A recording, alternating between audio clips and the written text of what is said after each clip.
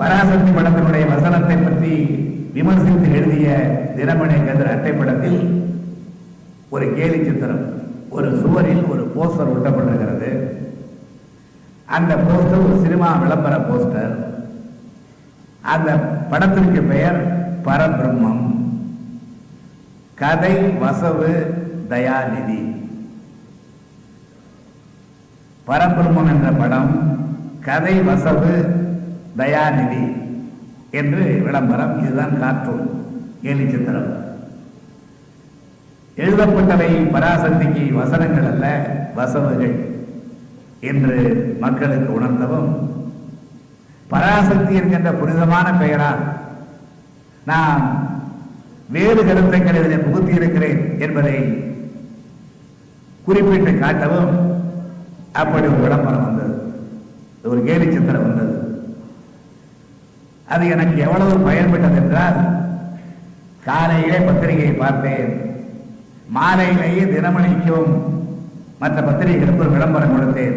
அடுத்த நாடகம் கருணாநிதி எழுதும் பரபிரம்மம் என்று விளம்பரம் கொடுத்தேன்.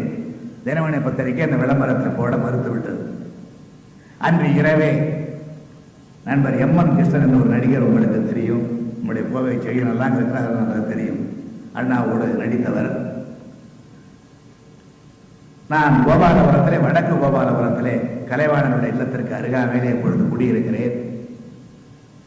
M.N. கிருஷ்ணனை உட்கார வைத்துக் கொண்டு இரவோடு இரவாக பரபிரம்மம் என்ற நாடகத்தை எழுதி முடித்தேன்.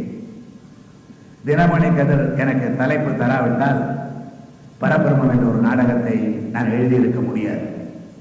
ஒரே இரவிலே நாடகத்தை எழுதி முடித்து, அந்த நாடகத்தில் நானும் நடிகர் திலகம் சிவாஜியும் ஒரு 100 நாடகங்களுக்கு மேல் தமிழ்நாட்டிலே நடித்திருக்கின்றோம் பரபிரம்மம் என்கின்ற பெயரால். எனவே எதிர்ப்புகள் சில நேரத்தில் நம்மை ஊக்கப்படுத்துகின்ற கருவிகளாக மாறுகிறது என்பதற்கு அது ஒரு அடையாளம். அதே போலவே நம்முடைய பாலச்சந்திரன் அவர்களுடைய படங்கள் கடுமையான விமர்சனங்களுக்கு ஆளானது உண்டு, கடுமையான கண்டனங்களுக்கு ஆளானது உண்டு.